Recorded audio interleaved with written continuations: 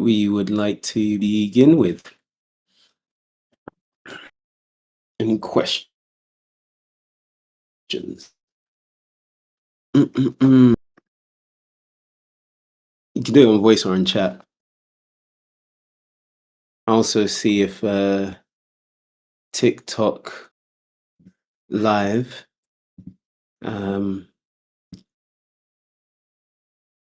if people come through, we'll try and answer their questions as well.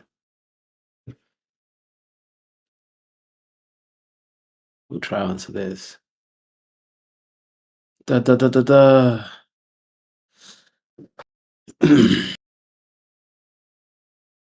No questions, Bible questions, like SOP questions, midweek, or anything you're reading that maybe you didn't quite get as well.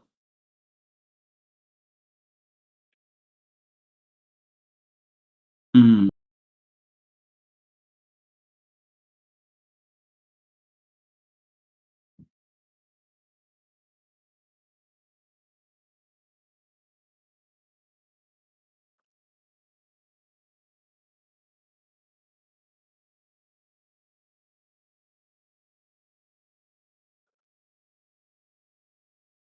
I'll keep it going a bit.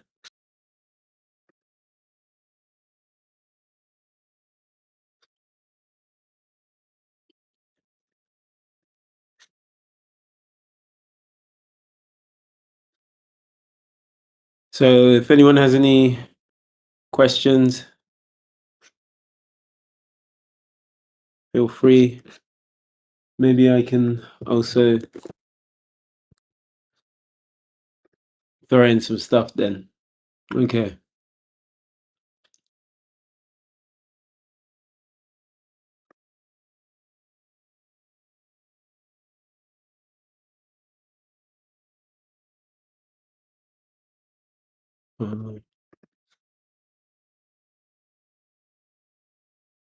My question is, where is everybody?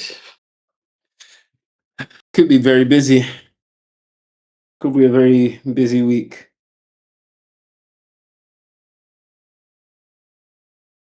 So, hey, Ruben, we're just doing ask any question.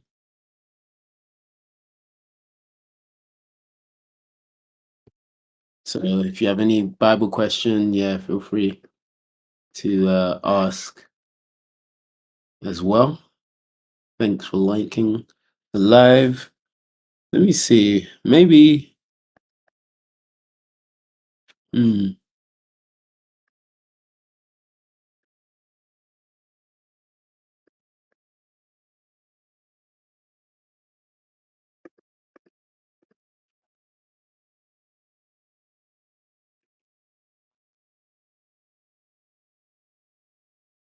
There we go. Right. Yeah. So yeah, any question about the Bible that you have? I saw an argument that Matthew 11:3-5 and Isaiah 35 4-6 is confirming Jesus as God. Okay, let's look at that. Also, for you guys in the Discord, that question is coming from TikTok, right?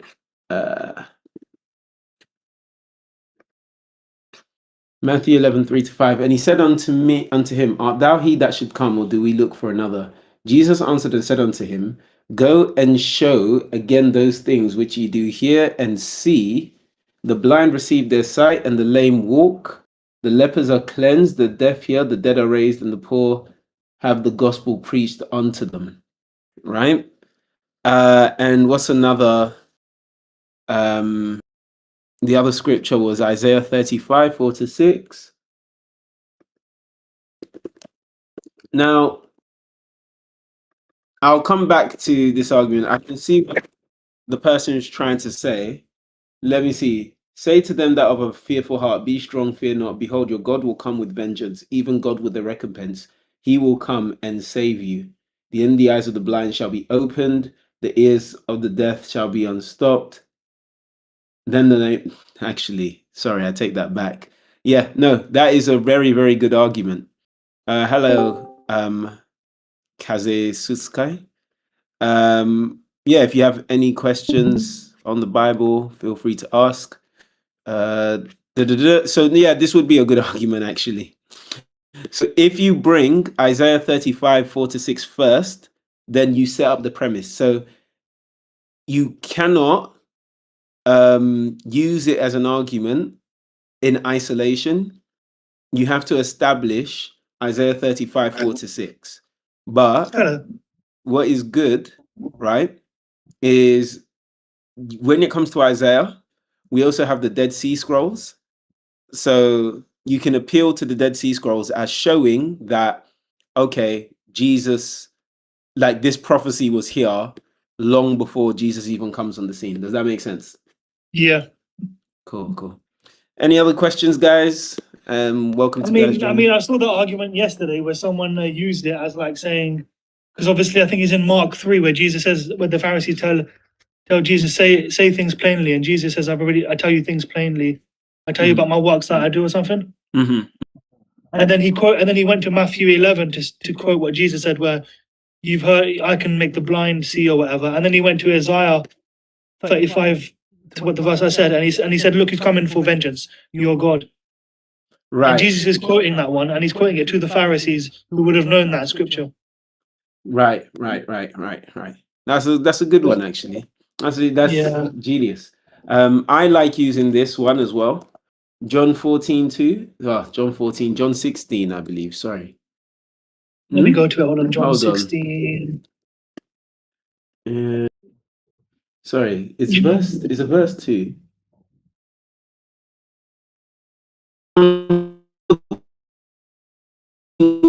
One 14:2 is 14:1. They will put you out of synagogues. In the hour is coming, whoever unalives you will. So it should be John 14:1. Hold on, am I lagging? No. It says, it's the one where it says, let not your heart be troubled. Ye believe in God, believe also in me. You catch that? So, hey, Donnie. Essentially, he's saying is, look, you have faith in God, have faith in me. Now, that would sound a bit odd. You're lagging. I'm lagging. Am I clearing up? Up? You're coming. You're cutting in and out. In and out. Give me a.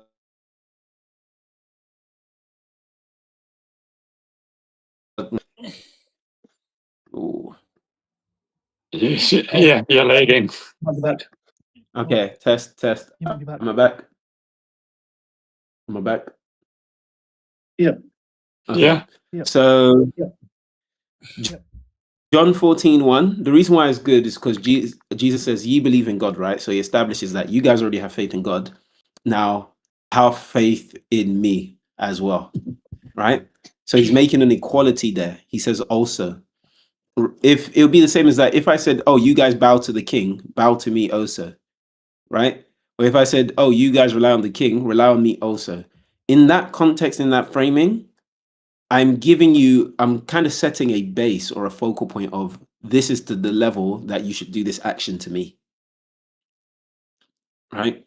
So that's a good verse to use. Yeah. So Kazesukai asked a question. He says, what makes the Bible truth when Africans have had teachings older than these modern religions? So I would say two things, right? But I'm going to reverse the order in which I say it. So African religions, it is hard to actually prove that they've had these religions or an unchangeable religion older than even Christianity, right? When I say it's hard to prove that, what I mean is if you want to say have evidence that Christianity existed in the 1st, 2nd century, you have people writing about the Bible, writing about Christianity at that time. But the only problem is if you want to do the same for a lot of African religions. So, for example, in my country, there was like a water goddess that people believed in. People still believe in it. depending on where you're at. But there's no one talks about. We don't have like documented writings even about this water god like that far back. So documentation is where a lot of African religions suffer. I can't speak for everyone, but for example, if I was to ask the question, what's the oldest manuscript for some of these African religions? You find out that it doesn't go back that far. Now, someone can make the argument that, well, a lot of these African religions, they're going by, you know, oral tradition, right? So you can make the claim that they're going by oral tradition. And it's like, okay, that is fair, but then you also have the Torah to contend with.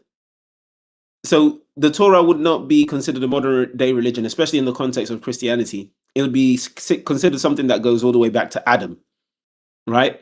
So then you'd need a quote unquote African religion that deals with that. You can say that, okay, it's trying to write a history this far back or has claims this far back. But the difference between that and the Torah is, or the Torah or the Tanakh being the Old Testament, is you can actually have archaeological finds based on the Bible.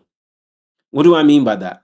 There have been times where in the Bible, it mentions about a certain place, a certain person, and scholars in the past, critical scholars, will make the claim that, oh, this thing doesn't exist. We have no evidence of this. Then it gets found, which validates that, oh, the Bible was telling the truth.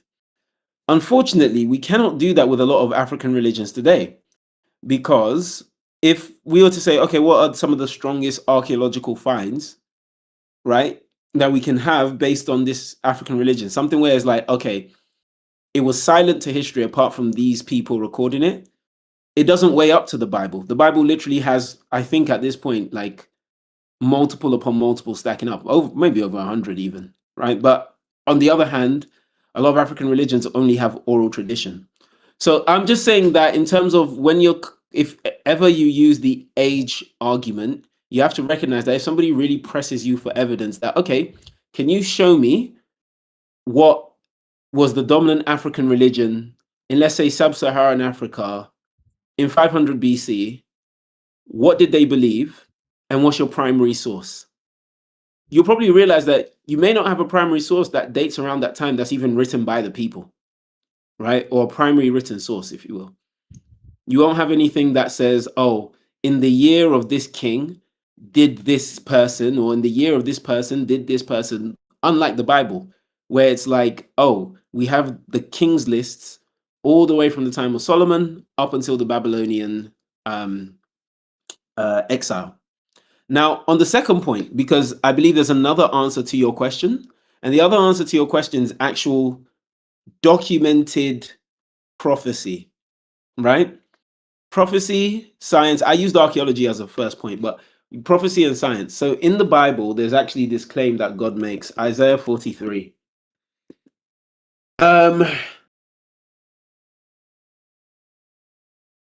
It says, yeah, here it is. It is no. Isaiah 41, the verses is 22 to 23. It says this. God says, produce your cause, bring forth your strong reasons, as in why we should believe, right?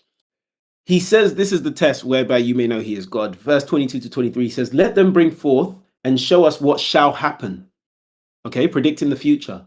Let them show the former things what they be, that we may consider them and know the latter end of them, or declare us things for to come. So in other words, tell us the future. So he's making this challenge to Israel. Imagine Israel are building these false gods with their hands. They're building statues of gold and stuff. And they're believing that, oh yeah, these are my real gods blessing me. And the challenge that God makes through the prophet Isaiah is essentially, okay, if this thing is really a god, tell me the future. Why is telling of the future such a powerful test? Because the point is God should be all-knowing.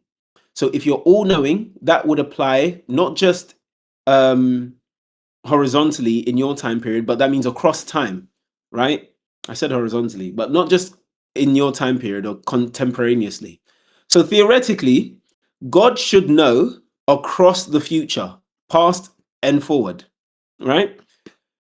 if that be the case, when he says, show the things that are to come hereafter, that we may know that ye are gods, yea, do good or do evil, that we may be dismayed and behold it together. Right? So God's saying, tell us the future. Now, this is the thing I can say for the Bible, which I can't say with African religions. If I was to say, okay, in Ghanaian spirituality, show me where Mami Wata has produced me 20 prophecies of what's going to happen in the future, or a prophet by Mami Wata, right, of 20 prophecies of what will happen in the future, and give me the evidence that these things have come to pass.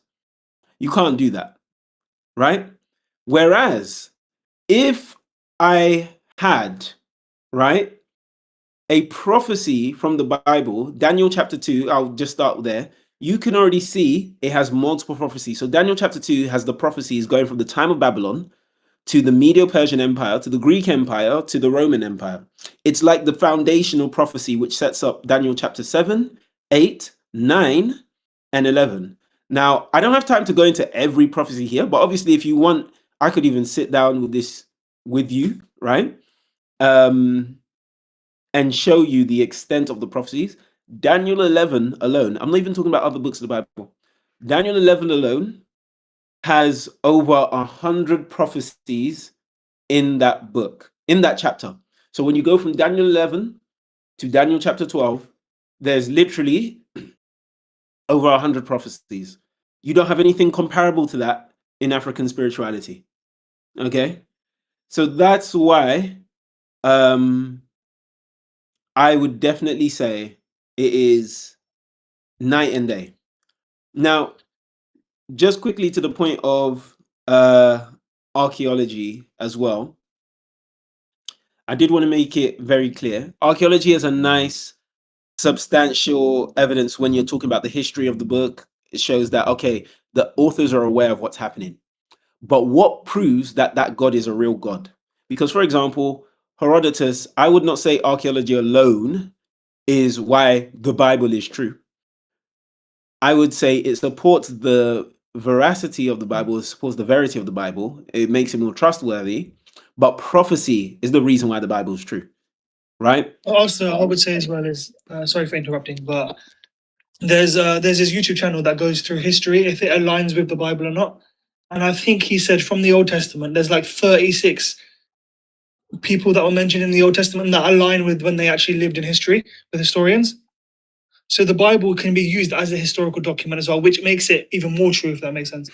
Yes, Because the people use it. Because people use it as like, okay, when did this king live? When did this king live? Okay, Moses said it lived at the time of King Uzziah. Let's say, where they look back in history. Oh, yeah, he did live with King Uzziah because it was carbon dated to that time. If that makes sense, the artifact. So it is a historical document as well. It is it being prophecy document as well. Yeah. So I'll just clean up one thing there real quick. So carbon dating, right? So like Moses probably wouldn't mention Hosea because Moses predates him. But it is true that with different, I probably meant Hezekiah being mentioned by Isaiah. Oh, sorry, yeah, I meant Hezekiah. Being mentioned by Isaiah, yeah. And yeah, he's correct in terms of when you look at even Assyrian records, you find them mentioning. But I don't want to stick on just archaeology alone. I actually would say prophecy is the biggest thing, right? Predicting the future.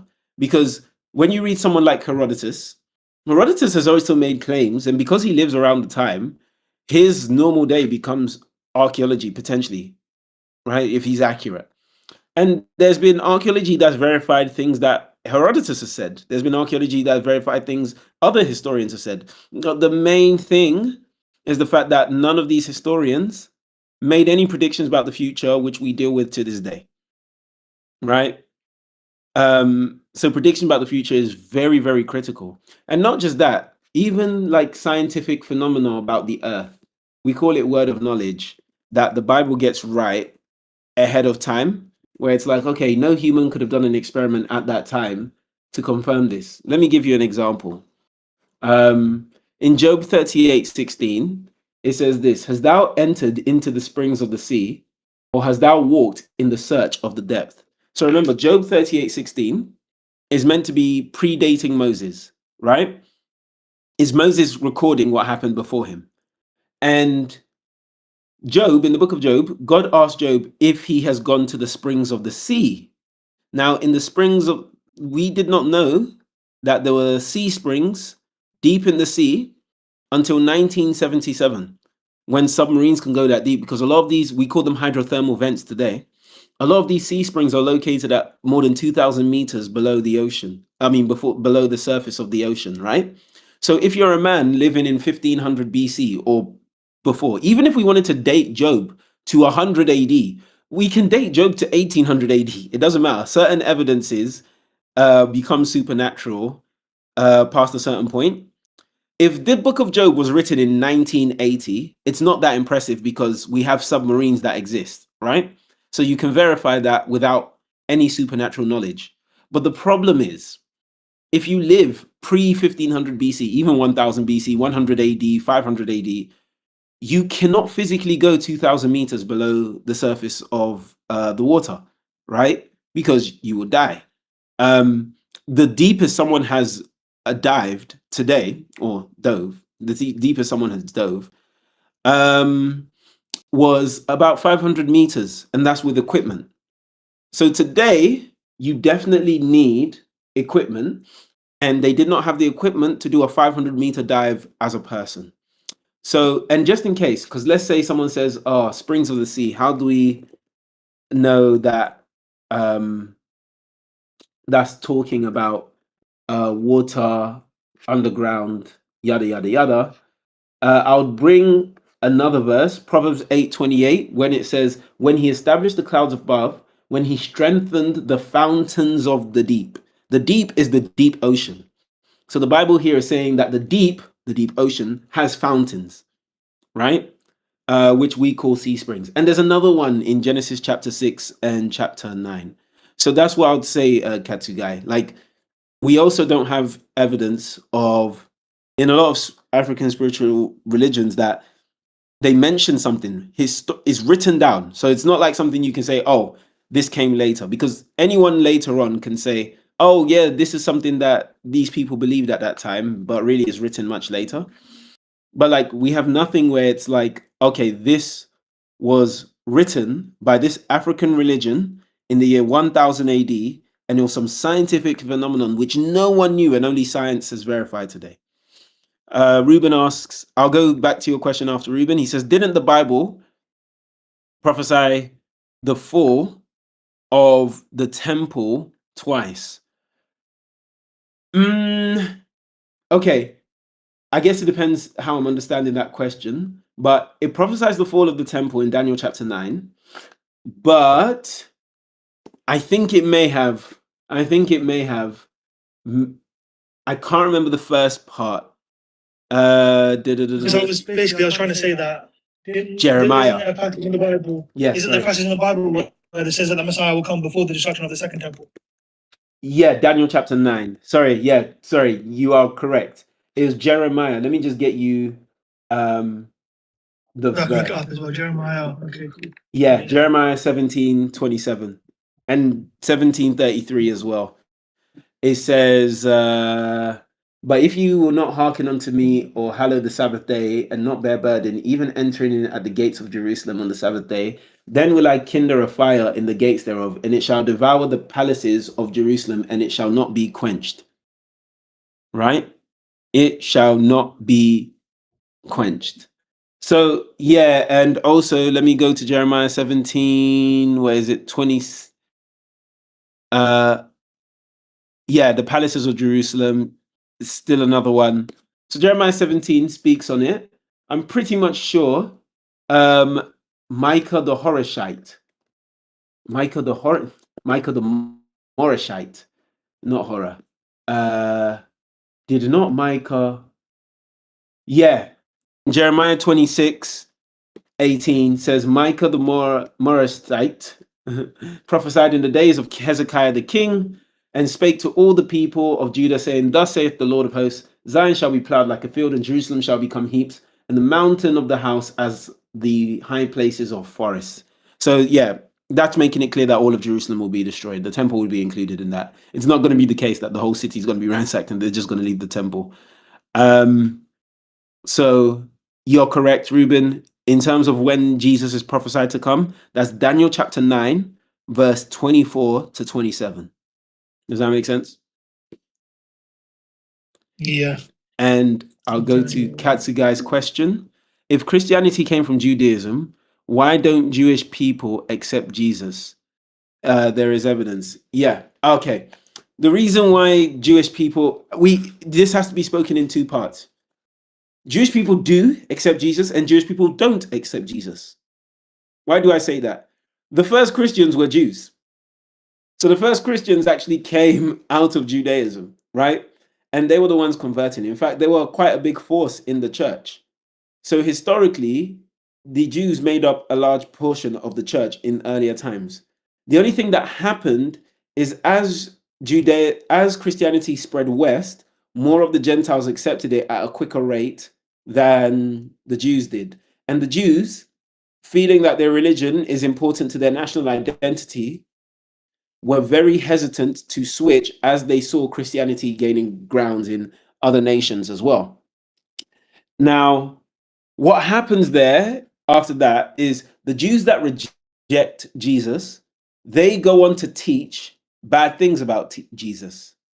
Okay? So they teach negatively of Jesus. So their children, when they're growing up, they hear, oh, Jesus was just some man sorcerer that was being worshipped as God. The Christians are committing idolatry.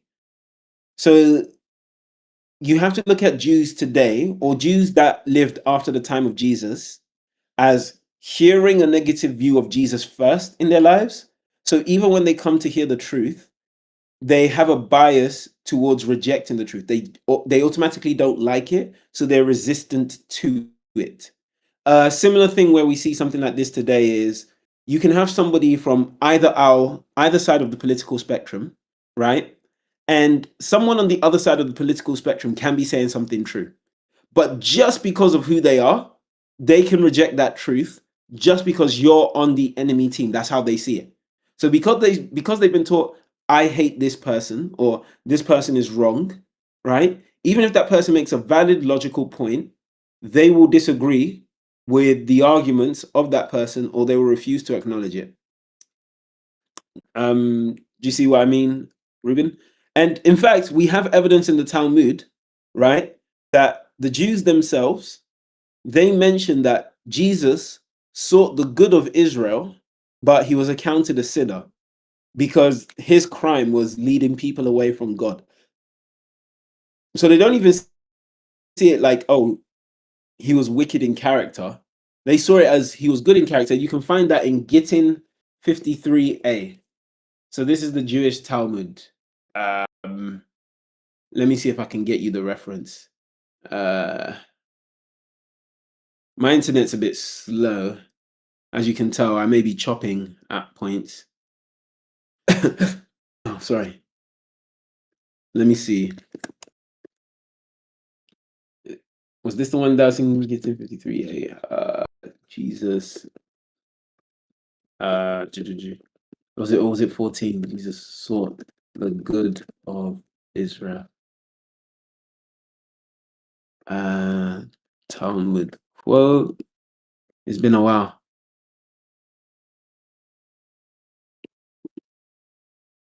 That's Gittin 57a. It's Gittin 57a. Yeah, here it is.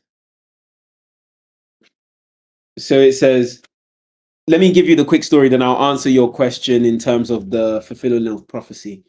On Kelos, then went and raised up. So, and Kelos is meant to be some sorcerer, right? So they're given a story here and they're using Jesus as an illustration of you can still be found in hell and punished by God, right? No matter by breaking his commandments, even though you are a good person.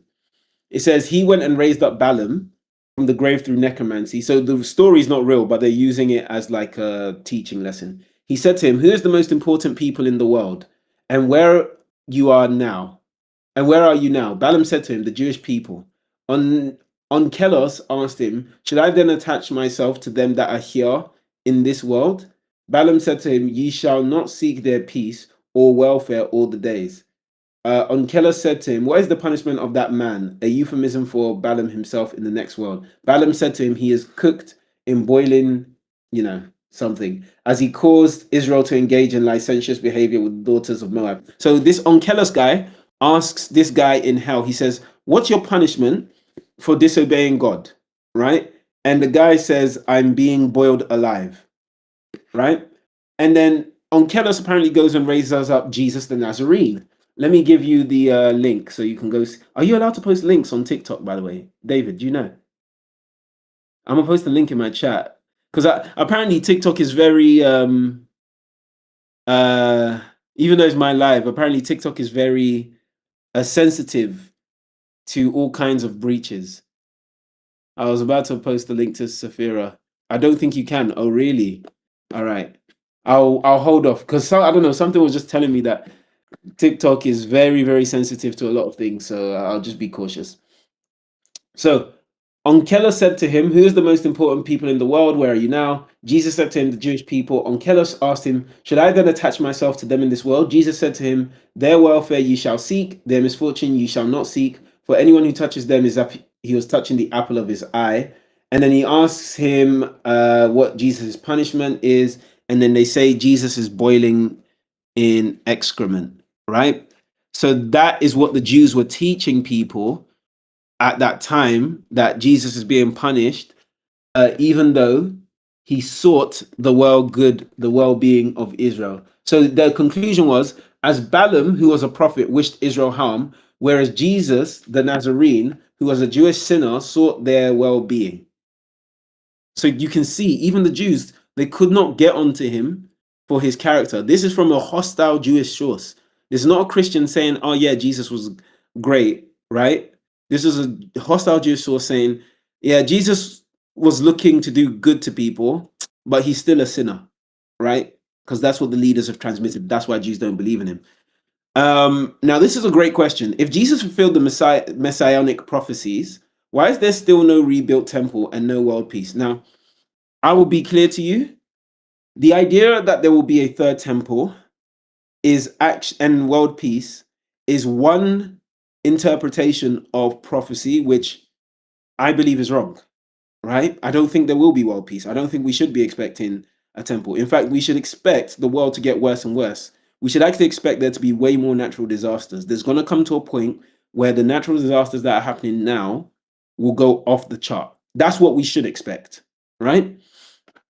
If you're actually following the Bible. So there's a view of prophecy, that the view of prophecy you're referring to is what's taught in a lot of evangelical churches, which have spread to the West and has spread into like UK churches, and is the dominant view of prophecy now, but it's actually very new and wasn't the main view before. It used to be something, if you look this up, called historicism. Historicism teaches that actually the church will become corrupted, and a corrupt church is going to lead the world to ruin. It's not actually that, the world itself is going to lead the world to ruin, but actually a corrupt church will lead the world to ruin. So in terms of it being in the Torah, probably referring to the Tanakh, at least in Christianity, we believe in the book of Revelation, right? So Revelation describes that a certain beast power is going to arise, taking its power from Rome. And when that beast power takes its power from Rome, it will then persecute Christians. And that power itself will also be religious. Whilst you can say that's theology, the difference between the two is that in historicism, there's actually historical claims to back up the prophecies. So historicism makes predictions such as, Pope is Antichrist, that the Roman Catholic Church is the system of Antichrist, right? Protestants actually used to believe this, majority. And so it makes claims against that church, saying that they are the beast in Revelation, and they are the ones that are going to create a false version of Christianity that's going to lead the world to ruin, right? And there's a very easy way you can kind of see that Babylon is dealing with the church, even though, because obviously this will need a further breakdown. You'd have to, I don't know, add me and ask me for a private conversation if you wanted to get the deeper breakdown. But let me give you some anchor points such that even if you don't believe in the Bible, you can see the logic or of the argument, right? So you will notice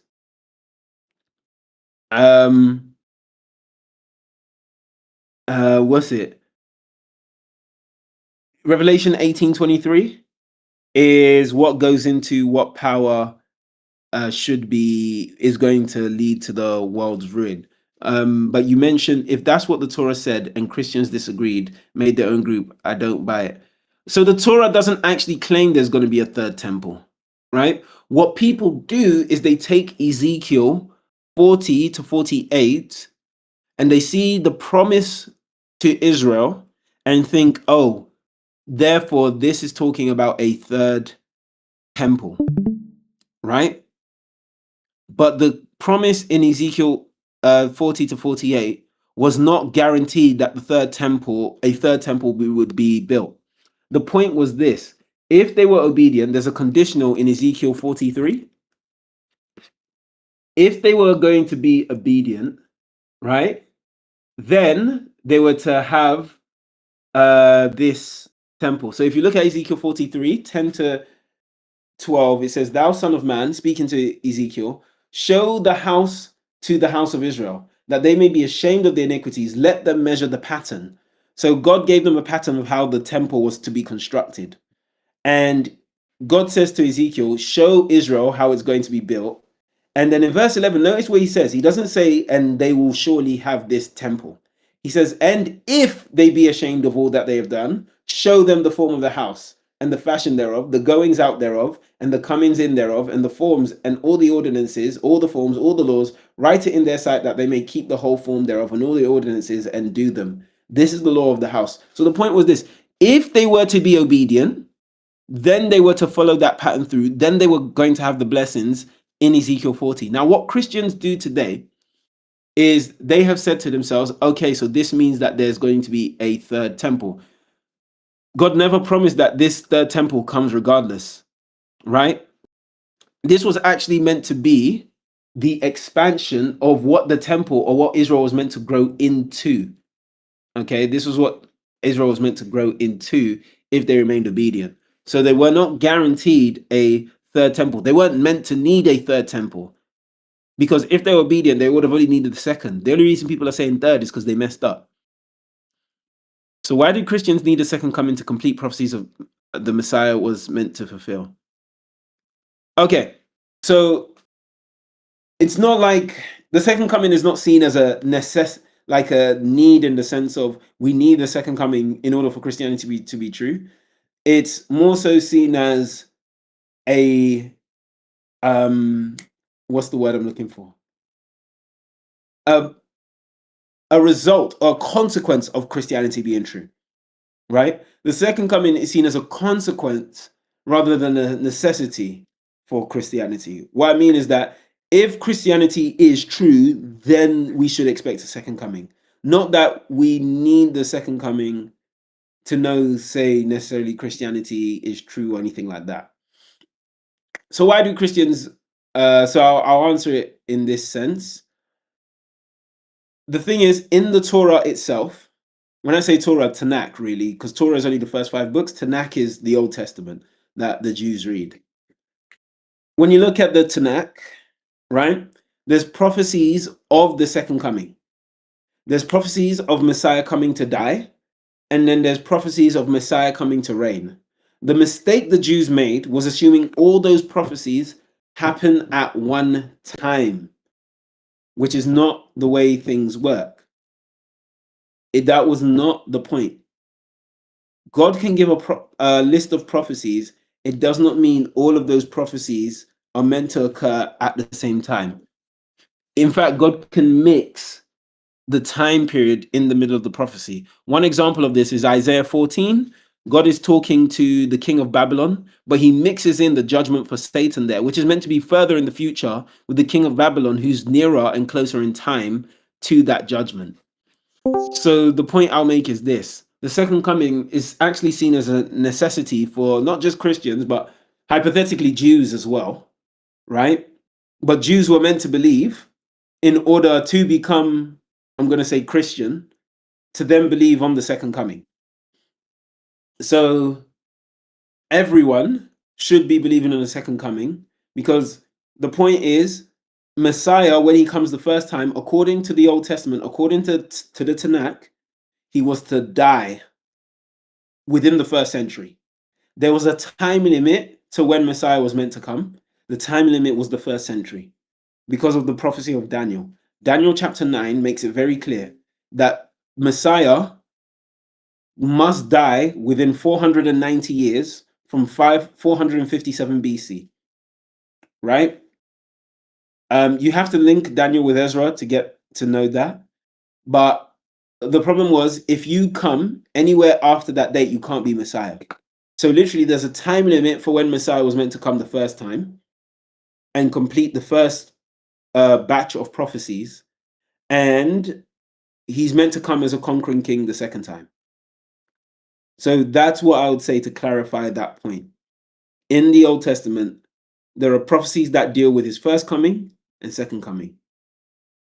Okay, so Isaiah 7:14, the reason why it uses that word is because typically it's mostly taken as a virgin, right? So when you look at Isaiah 7:14, when you look at the Hebrew behind that word, right? Although there is a Hebrew word that is always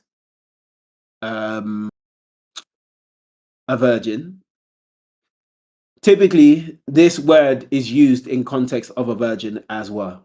So the word Alma, when you check it in other contexts, so Genesis 24:43, the same word virgin. Exodus 2:8, and the maid went and called the child's mother virgin, right? The context is meant to be the maid, is meant to be like a virgin. Song of Solomon 1:3, therefore do the virgins love thee. Song of Solomon 6:8, therefore the virgins love thee without number. And Isaiah 7:14, behold, a virgin shall conceive and bear a son and shall call his name Emmanuel. So Isaiah 7:14, it being translated as virgin is not the first time.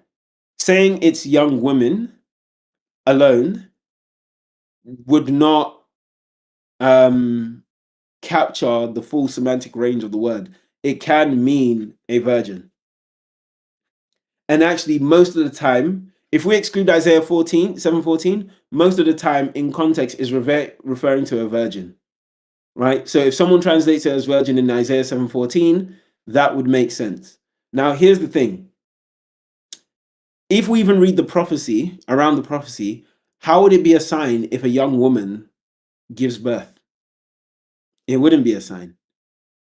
Would it be a sign if a virgin gives birth? Yeah, that would be a sign. A young woman can have relations and therefore have a child.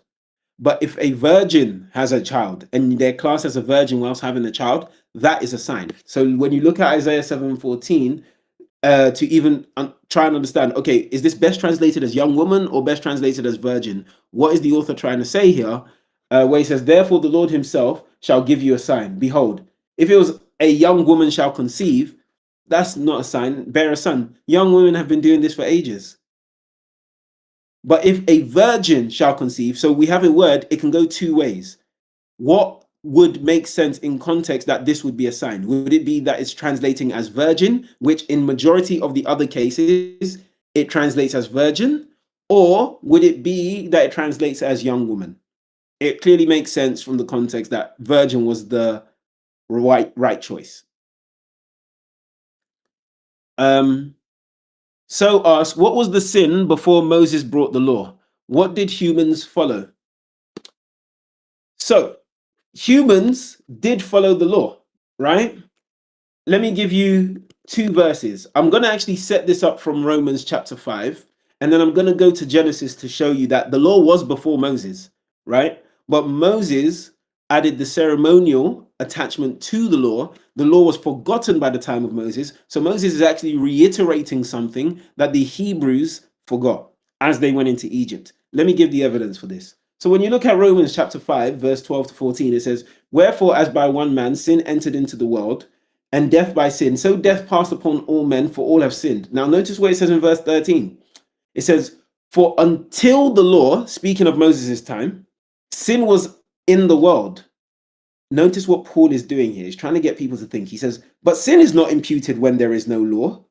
Nevertheless, meaning, however, death reigned from Adam to Moses, even over them that had not sinned, after the similitude or the way, the manner of Adam's transgression, who was the figure of that which was to come. The point Paul is making is this. Look, until Moses brought the law, meaning the old covenant, sin was in the world. But sin isn't imputed when there is no law.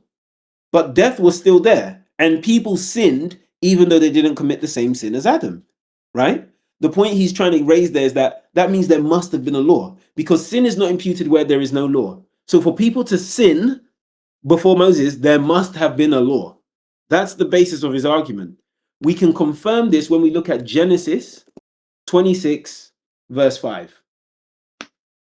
It says, because that Abraham, before the time of Moses, Abraham lives before the time of Moses, it says, because that Abraham obeyed my voice, kept my charge, my commandments, my statutes, and my laws. Do you catch that? So Abraham kept God's laws. So we can't say that God didn't have laws before Moses came, right? When we clearly see that God could say that Abraham kept his laws. The only thing is, in Genesis 26, it doesn't go into detail necessarily on what those laws specifically were, right? But we can glean from Moses what those laws potentially were. And not just that, we can glean from Noah as well. So for example, Noah has a commandment about eating the blood of an animal, right? Yeah, Noah has that commandment. But we see that repeated in Moses. Does that mean Moses was the first to bring that law? No. It just means that people were breaking the commandments so badly that by the time Noah comes onto the scene, God has to reiterate that this is a bad thing, don't do this, because people don't know. So it needs to be made clear. All right? Do you see what I mean? And also take into account Adam, Eve, etc. They were smarter as well. So a lot of the times they didn't have to write things down. They wouldn't have had to write things down. All right. Yeah. Any other questions? Oh, we're coming up to the hour. I'll give time for one, let's say, last question, closing out.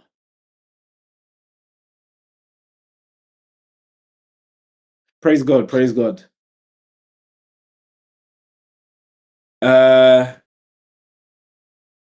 Any last questions before I close out in prayer? Speak now or forever hold your peace.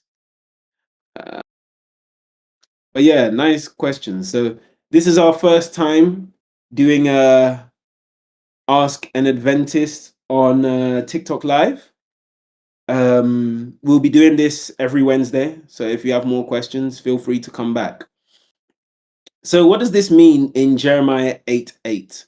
So Jeremiah 8:8, that's going to be the verse where it's like the scribes have, in vain has he written it. Let me go to it to confirm. Jeremiah 8:8, it says, how do ye say we are wise, and the law of the Lord is with us? Lo, certainly in vain made he it. The pen of the scribes is in vain.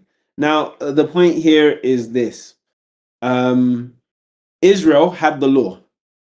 And the boast of Israel was that, oh, we have the commandments of God, so we're good, right? We are God's chosen people. The point that that's being spoken through Jeremiah is like, why are you saying you're wise and the law of the Lord is with us? It's like, surely he made it for no purpose and the pen of the scribes is in vain, right?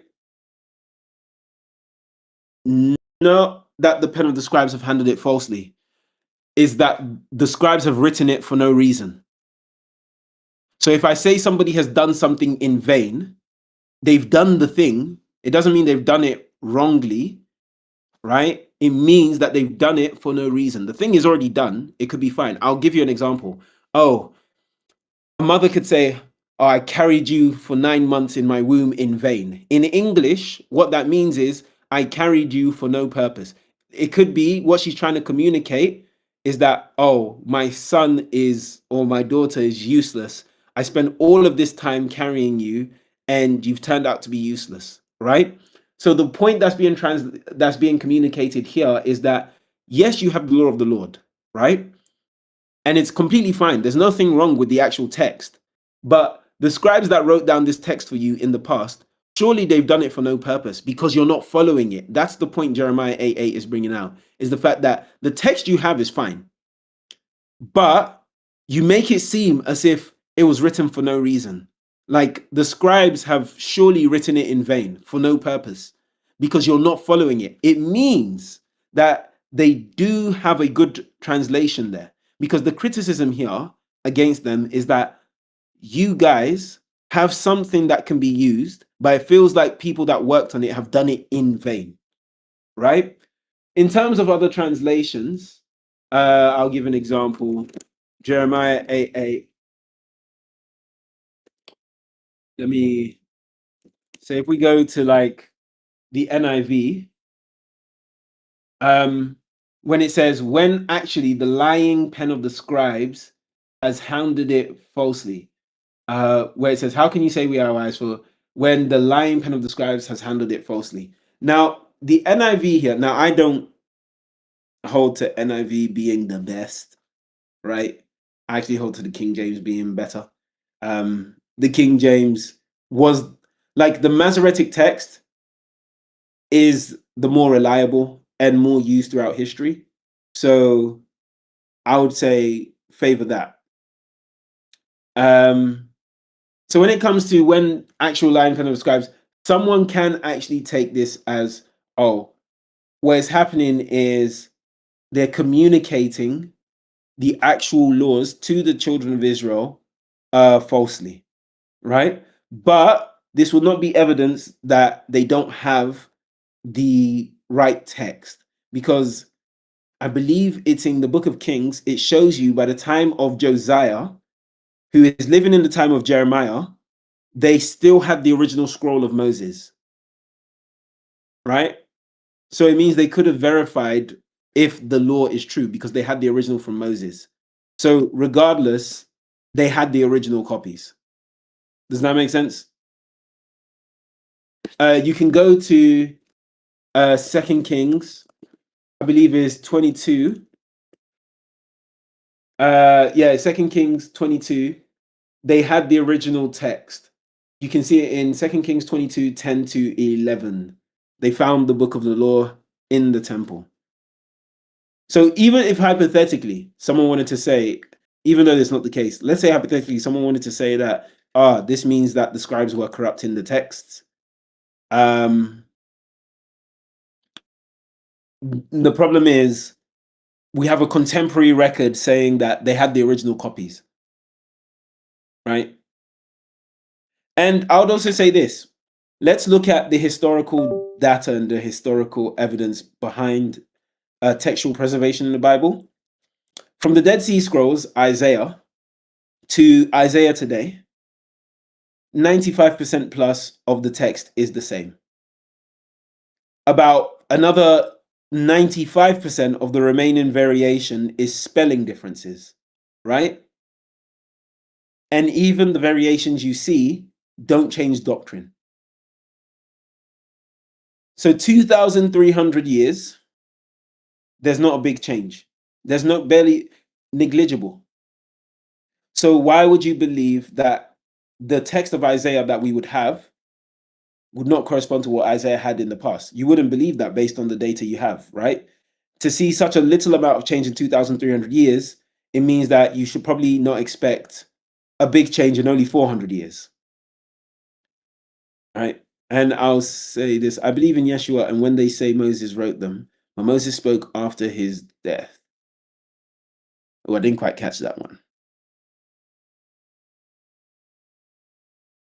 Oh, are you referring to in Deuteronomy where Moses, it says that Moses died?